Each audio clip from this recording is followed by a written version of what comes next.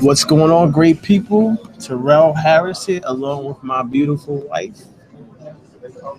Tell the people your name. Beautiful wife, No. Brooke Harris. And we are the pastors of the Open Box. So, I don't know, I feel a little bit off today, man. YouTube messed around with the settings. I didn't think we were going to be able to stream. Um, so we'll see what happens with this one. Luckily, we were able to get it. I'm going to double check to make sure it's on the website. Hopefully, it is working on the website. I don't know if it is. Oh, no. Refresh. Let's see. If it's not working on the website, we'll get it up and running.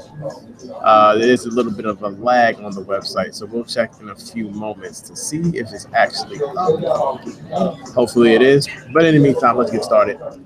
So, today's topic is entitled Healing. Does it come from God or does it come from our mind? So Brooke and I were actually, oops, I guess it is up and running over there. All right, so we're live on the website. So Brooke and I were having a discussion based on a reading we were doing yesterday about whether or not you could think healing into existence. Basically, is that what was the concept? Kinda. You want me to just read the sentence from it, or Let's go through the outline and then we can get into it. No, go ahead, read the sentence. yeah? Read the Okay. sentence. So this is from A Course in Miracles. Show them the book cover. Yeah, okay. Oh wait, over here. Okay. And A Course in Miracles is a oops. Course in Miracles is a book that was written. I think we talked about it once before, but it Yeah. was a book that was written by a woman who had like visions, I think, of The Jesus vision coming was to her and telling her to write down A Course in Miracles. So she wrote it all Yeah. down, and she worked with somebody else. And so this is from that. And so what it says is, and this is in the manual for teachers, because there's 3 parts to A Course in Miracles. It says, the acceptance of sickness as a decision of the mind for a purpose for which it would use the body is the basis of healing. And this is so for healing in all forms. A patient decides that this is so and he recovers. And then I think there was one more. Okay, in this other part, it says, and it is this they do and nothing else. They are not actually needed at all. It's talking about helpers. It says the patient could merely rise up without their aid and say, I have no use for this. There is no form of sickness that would not be cured at once. Yeah, okay. So we had an interesting backwards and forth discussion about that yesterday. And so we'll get into some of that today. So what I wanted to use for context as it relates to scripture is Mark 10 verses 51 through 52. And it said, then Jesus said to him, what do you want me to do for you? The blind man said to him, my teacher, let me see again. Jesus said to him, go, your faith has made you well. Immediately he regained his sight and followed him along the way. So this is the story of blind Bartimaeus. And what's happening is he's sitting at the roadside. He hears that Jesus is around, and he screams out. Basically, he calls out to Jesus, Son of God, heal me.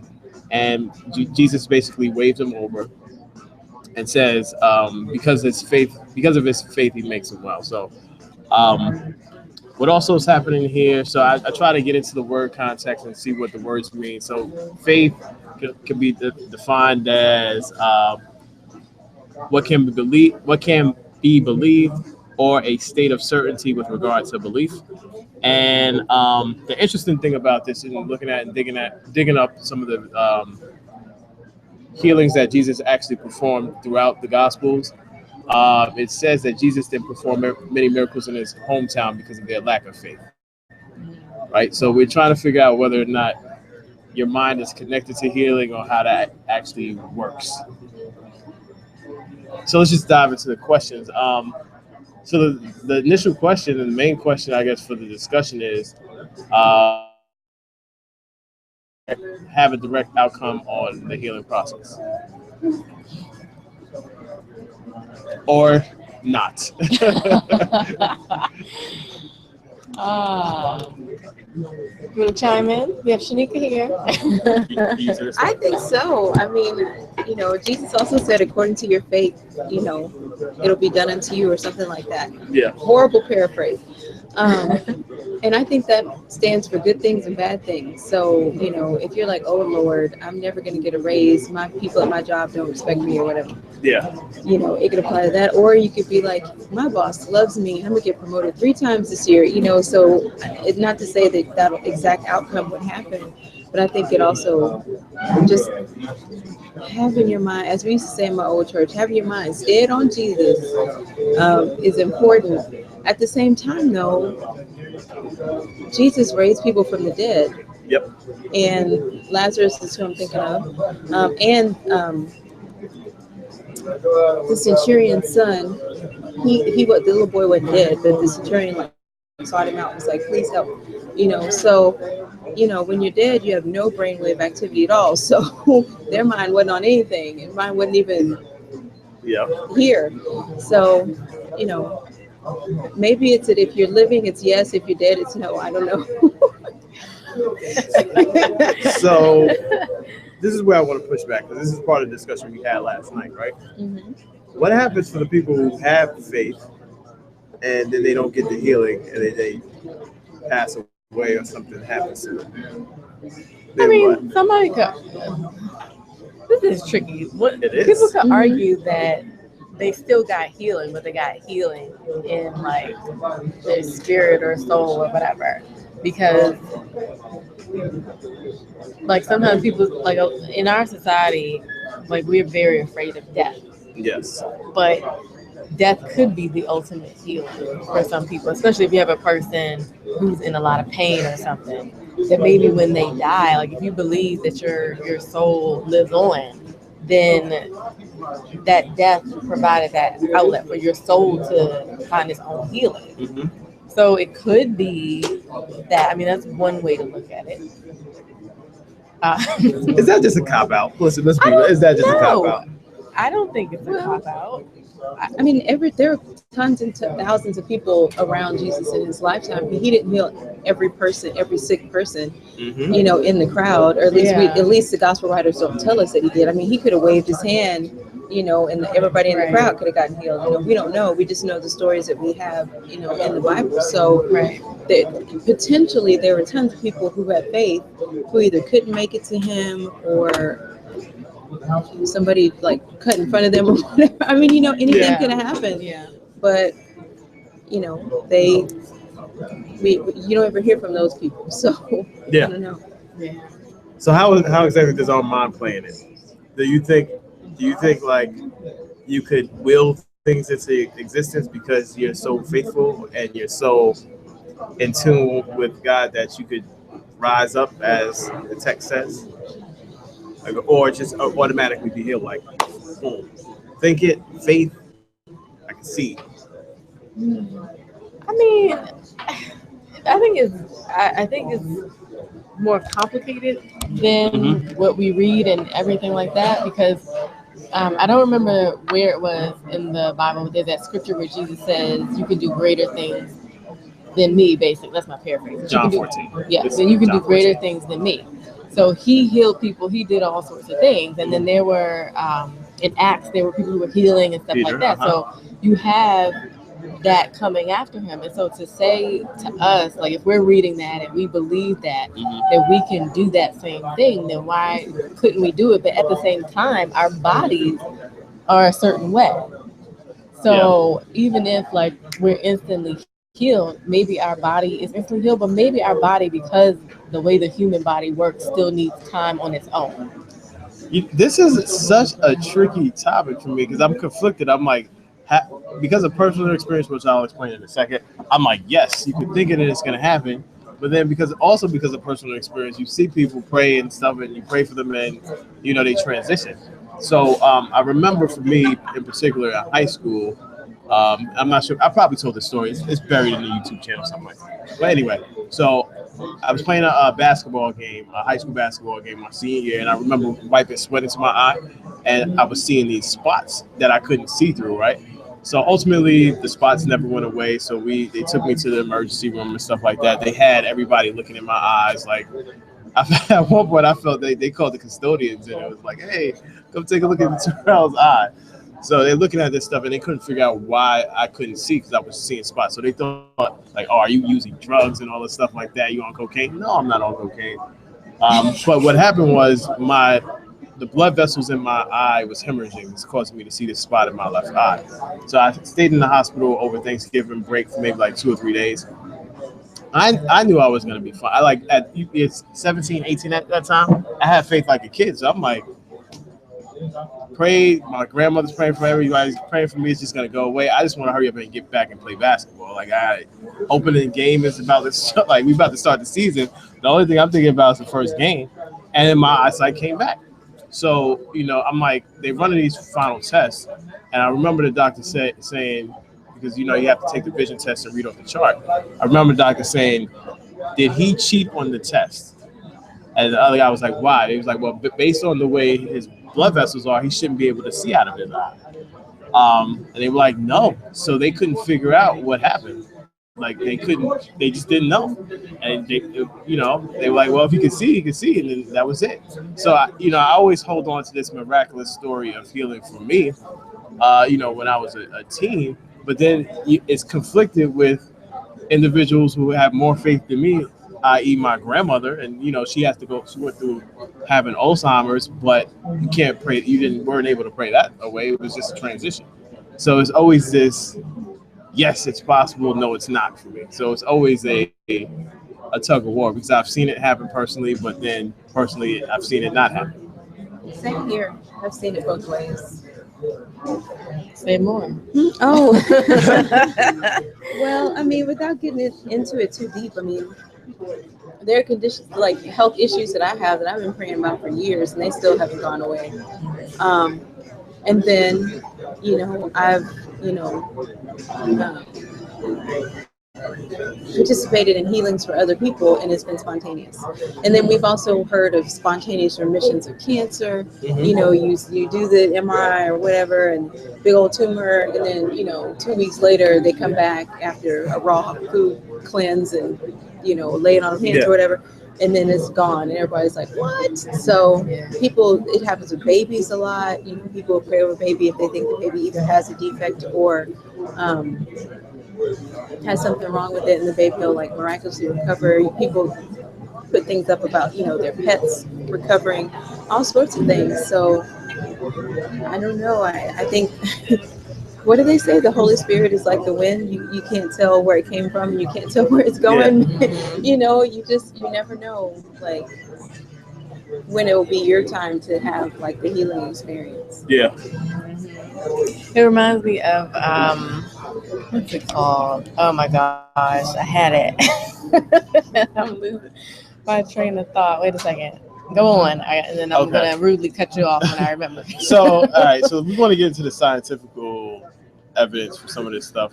There's this term called psychoneuroimmunology or something like that. Psychoneuroimmunology. Yes. Okay, whatever. Wow, you jacked that up. Yes, I knew that was going to happen. Okay. And basically, it's the concept that your mind is connected to the cells in your body. So if you have a positive outlook, that can influence your healing process, right? Now, I mean, they've done studies on it. Some people believe it's false. Some people believe that it works. Didn't they do it on like water or plants or something like that I've seen?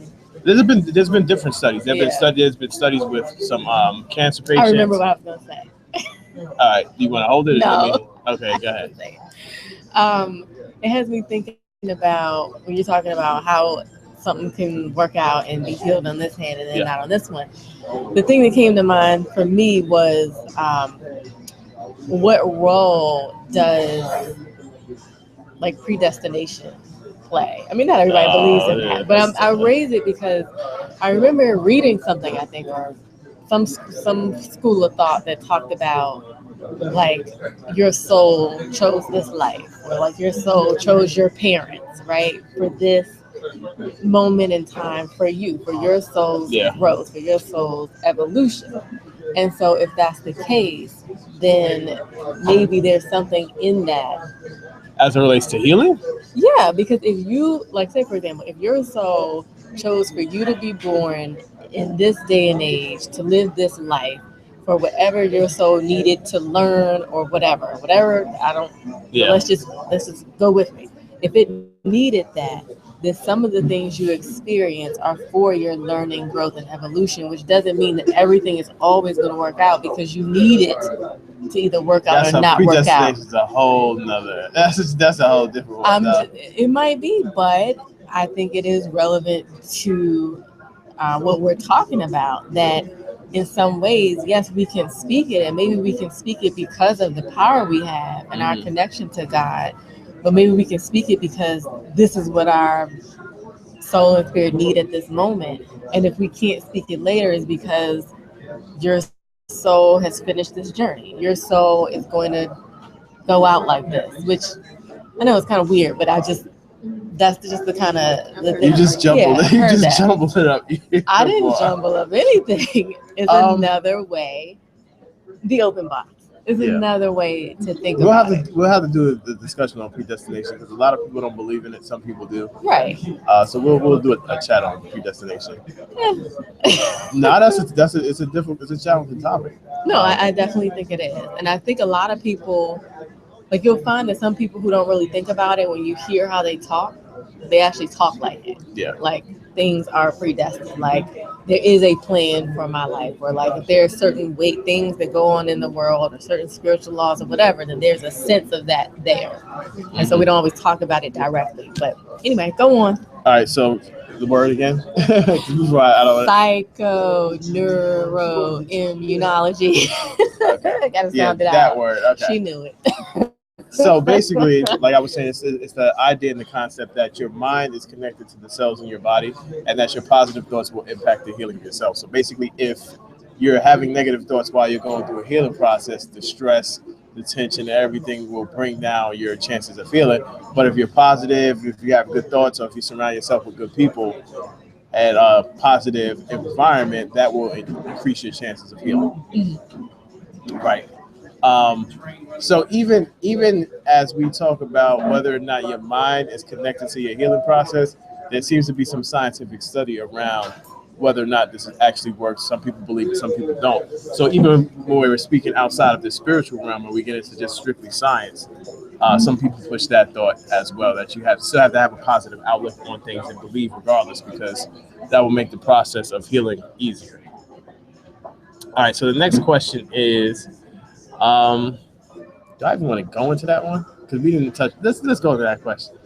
Remember, when we were reading last night, what came up was that sometimes, as it relates to our healing process, we hold on to negative thoughts for a reason because we think it may serve us.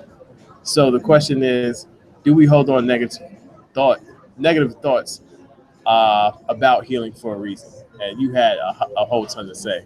Do you remember? I did. Yeah, last night you were talking. I couldn't necessarily grasp the concept of why people hold on to negative stories, which may impact their moods. And remember we had that discussion. What did I say? It was about. No, you know what you said. If I knew, I would ask for these reminders. It's probably the whole line in psychology about, like, sometimes people hold on to negative beliefs because they're trying to protect themselves from further bad things happening. Yes. That's what I said. Okay, yeah. I just needed the reminder. Yeah. Yes. Go on. So yeah.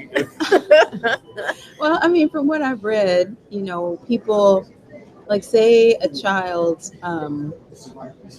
gets bitten by a dog, and they become afraid of dogs. They're holding on to a negative belief about dogs, like, for the rest of their life. They grow up, they're afraid of dogs, but it's because they don't want to get, bitten again. And some people, like, for example, in situations where they see someone praying for someone and that person, like, doesn't get well and they pass away, then that person might be like, man, that praying stuff doesn't work. I refuse to have anybody pray over me while I'm sick, because either A, it'll kill me, because some people walk away from that, they could think that the prayer caused the death, or they could think that it's just a bunch of hooey and it doesn't work. Right. So it's the mind tries to protect itself from further negative experiences, and sometimes it does it in a wonky way. Some of what we also talking about too is the idea that when we're in these areas where we need to be healed, whether it's emotional or physical, I think what we touched on is whether or not people subconsciously do it in order for them to get more attention or something like that. Remember we were talking about that too? So it's like they keep telling themselves this story over and over, which ultimately will impact their healing, but it gets them a certain amount of attention and it keeps them in a space that's comfortable. Yes.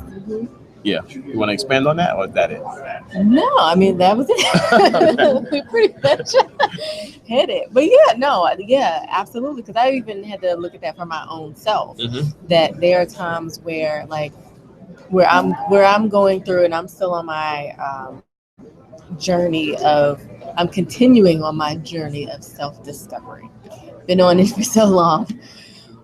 Anyway, but in that journey, understanding that there are certain things that I still struggle with or still have a hard time of letting go. And part of the reason is, if I really look a little bit deeper, is because it serves me in some way. Yeah. So it serves me to hold on to this negativity. It serves me to hold on to this story. Because now, even though this story is in the past, which means it's no longer present, it is no longer true in this moment. It was true then. It serves me because, in a sense, I can make myself the victim without really realizing it. I can make myself, oh, look at what they did. Woe is me. Or I can even, where I say I'm on this journey of self-discovery, which means that the more I'm on this journey, the more that I grow, the more that I open myself up to all that God has created me to be, to all that God has for me. That unknown is scary. That unknown, like, what does it say? To whom much is given, much is required. So you have all this more that comes with it. But if you don't know what that looks like, that can be scary. So maybe it's easier for me to stay in this story, which this story isn't just a story. It's something that keeps me emotionally stuck and emotionally unhealed. And if I let it get to me too much, it can start to manifest in my body. I got a great example of that too. I was going to say an example of that, being the victim and holding on to your story so that it serves you. The lame man, when Jesus was that like... was my example. Oh, that was? Oh, go ahead. No, go ahead. You tell it. Because Jesus was like, oh, yeah. The guy was like, help me. And he's like, okay, pick up your mat and walk. And he's like, well, how can I if nobody will carry me to the blah, blah. And John Jesus 5:6. Yeah, and Jesus is like, man, come on. You can hear his frustration, like, I'm here, I'm healing you. I'm telling you to do one thing. And the guy's like, he's holding on to his story. Yeah. So the interesting thing about that is when you unravel it, no one ever. So the premise of the story is, at a certain period of time, the first person to step into the lake or dive into the lake or whatever would get healed, right? The interesting thing about it is nobody ever, you don't get any instance in the story that anybody ever tested whether or not you could jump in again. So it was just like, he was like, oh, I didn't make it. Oh, well, I'm stuck. And I think I have to go back and look, but I'm not even sure if there was a major, like, I don't know if he necessarily had a major sickness, but like you said, Jesus just tells him to walk, and what's happening here is, I think Jesus is kind of instilling that confidence in him, like, just get up and walk. And he just gets up and walks. So all this time he's been telling himself, I can't get to the pool, nobody's helping me. So it was like this woe is me story, which was preventing him from actually standing up. But when Jesus was like, nah, you just go ahead and get up and move, he just did it, like it was nothing. Right. So it's interesting because I have to pull up. I wonder, I'm not even sure the story uses the word healing. Let me double check. In that instance where he was actually moved, I think he just got up and walked. And if it doesn't use that he was healed, the question is, how sick was he in the first place? Let me see if I could actually pull that up. That's a good question. How sick was he? But even if he was very sick, it took him having the faith to believe what Jesus said. Yeah. Which and it's something we talked about is actually having, you know, a positive influence or positive role models around you, or somebody to get you out of that funk of, you know, thinking crazy as it relates to your healing situation or circumstance. So John 5, let's see. Let's go to it. It just says Oh, that one. He was ill for 38 years. Ill for 38 years. When Jesus saw him lying there and knew that he had been there a long time, he said to him, "Do you want to be made well?" The sick man answered him, "Sir, I have no one to put me in the pool, like you said, when the water is stirred up, and while I am making my way, someone else steps down ahead of me." Jesus said to him, "Stand up, take your mat, and walk." It does say, and the man was made well, and he took up his mat and began to walk. Yeah. So he was made well before he actually walked. That's interesting. Yeah. So it ties right back into this, that right in the mind. All he had to do was get it, and he believed it, and then he got up. So who's providing the healing in this instance? Or what's providing the healing? Is it everything? Is it mind, body, connection to the spirit or the divine, or is it just the mind? Like, Or is it just the divine?